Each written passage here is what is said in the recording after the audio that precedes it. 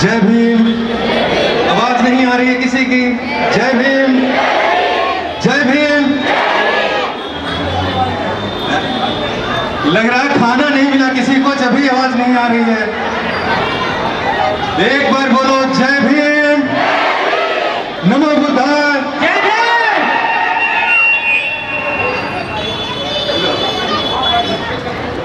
आप लोग शायद हमें नहीं जानते, पहली बार देखा होगा यहाँ पे मंच पे। बाकी तो जो जिन्होंने देखा है वो एक गलत बात है। बाकी आप लोगों के समक्ष मैं गौतम बुद्ध भगवान ने गृह क्यों त्यागा उसके बारे में दो चार शब्द कहूँगा जो फैक्ट है। और हेलो, इस टाइम क्या है कि यहाँ पे हम लोग किस लिए उपस्थित हुए हैं सभी को पता है या नहीं? आज कौन सा दिन है? मैं आज आप लोगों को गृह त्याग के बारे में बताऊंगा। गलत बहुमत के आगे झुकने के बजाय सिद्धार्थ ने जीवन व्यतीत करने का निर्णय लिया।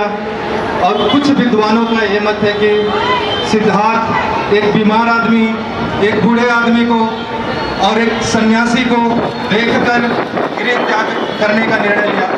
यह सर्वथा भ्रामक और तर्कहीन प्रतीत होता है। ऐसा लगता है कि जैसे ज्ञानवश निहित स्वार्थ के लिए ऐसी कहानियां गढ़ी गई हैं। ये बात सर्वमान्य है कि सिद्धार्थ गौतम ने 29 वर्ष की आयु में गृह त्याग किया था। ये भी सर्वमान्य सत्य है कि उनके जन्म के उपरांत ही उनकी माता महामाया का निधन हो गया था।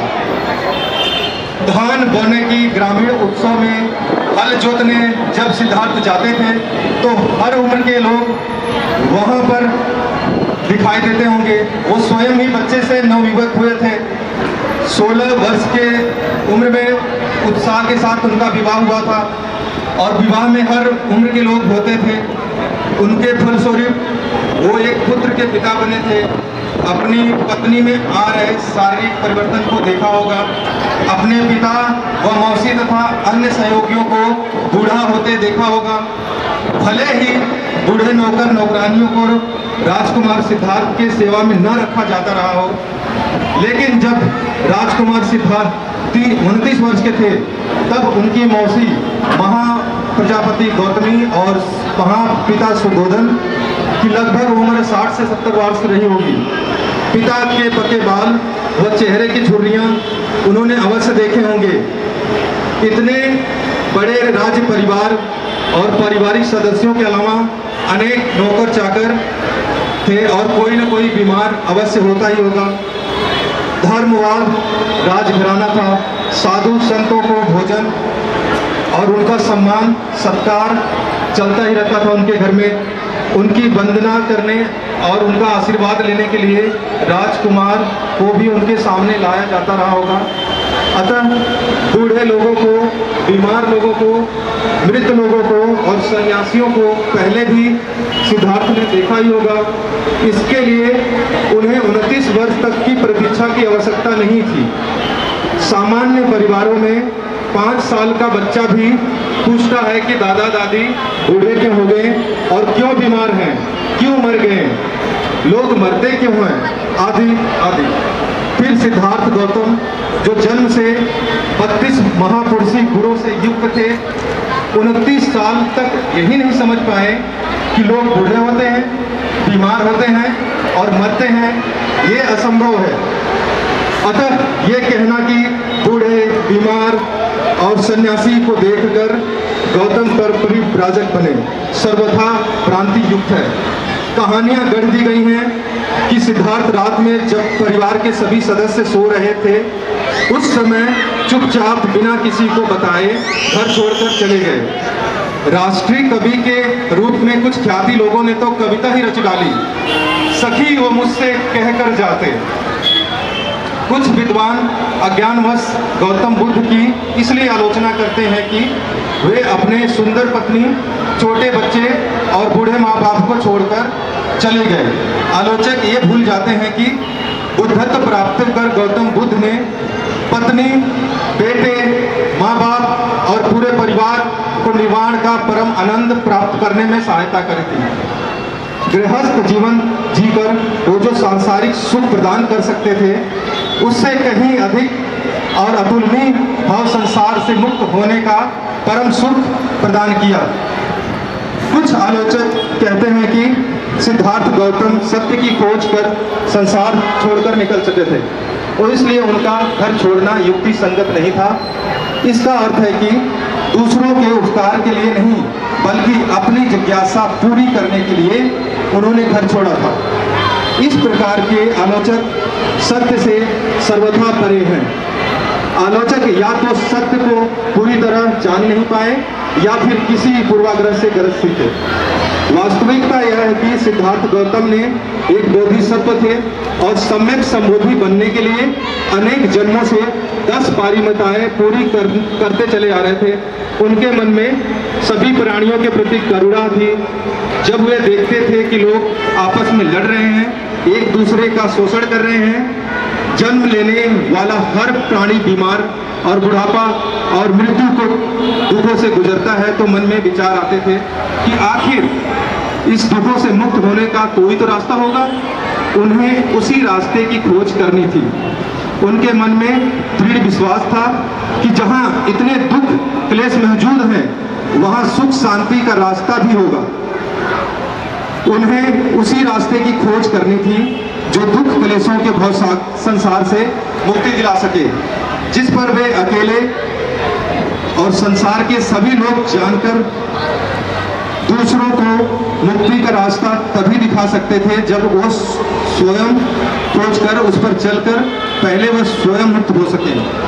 जो स्वयं निर्धन, जो दूसरों की निर्धनता कैसे दूर कर सकता है? जो स्वयं जंजीरों में जकड़ा हुआ हो, वो अन्य को कैसे आजाद करा सकता है? जो स्वयं दुखी हो, वो दूसरों को दुखी सुखी कैसे बना पाएगा?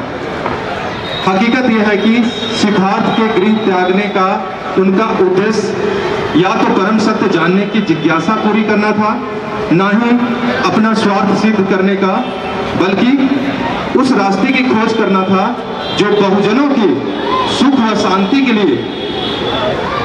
कुछ स्वार्थी लोगों ने यह प्रचार किया कि परम सत्य की खोज करने की घर छोड़ने की क्या आवश्यकता थी।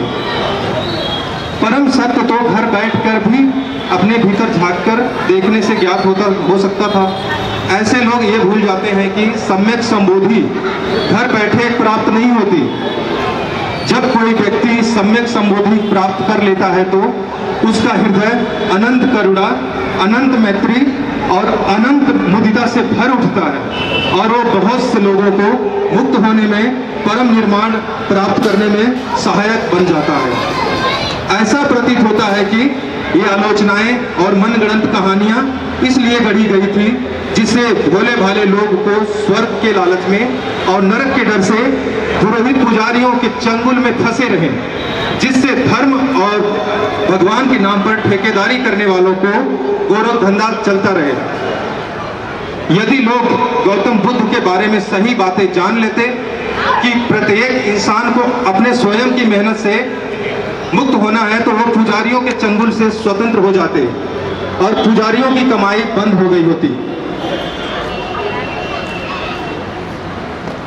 और मैं आप लोगों को महानिष्क्रमण गृह त्याग का सच के बारे में बता रहा हूँ 2 लाइन में। सिद्धार्थ गौतम ने आम जनता को युद्ध के विनाश से बचाने के लिए और जीव जगत में दुख जो मौजूद हैं, उन दुखों के कारणों और उन दुखों को दूर करने के लिए उपायों को ढूंढने के लिए समस्त साक्यों, अपने राज्य की जनता, माता, पिता और पत्नी की जानकारी में उन्होंने परिव्राजक बनने का निर्णय लिया और गृह त्याग किया।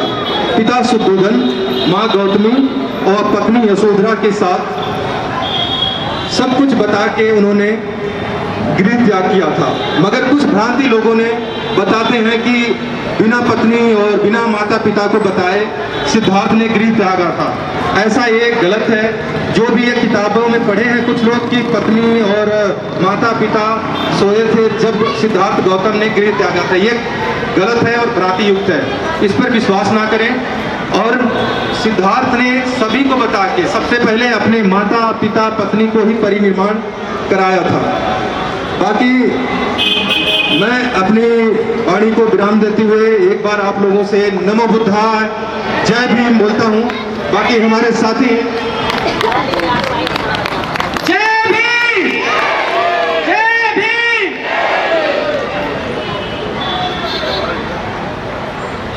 अनेक अनेक धन्यवाद।